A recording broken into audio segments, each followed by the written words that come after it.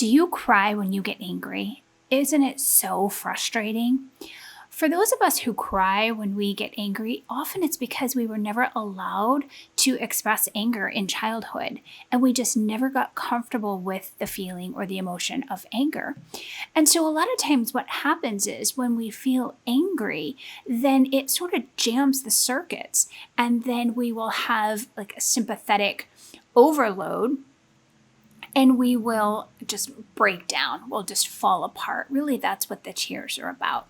So if this is you, if this is what you struggle with, if you tend to cry at work or in just places where you're like, this is not an appropriate time for me to cry and melt, here's what I want you to do. I want you to practice talking about your feelings of anger to a trusted friend or even a stuffy. Talk about your feelings. I want you to write them down. I want you to get really comfortable with anger. And I want you to, really start to notice when you are angry. Where does it come up in your body? What does it feel like? Does it get stuck in your solar plexus? Does it get stuck here? Does it get stuck in your throat area? Do you feel hot? Do you start to sweat?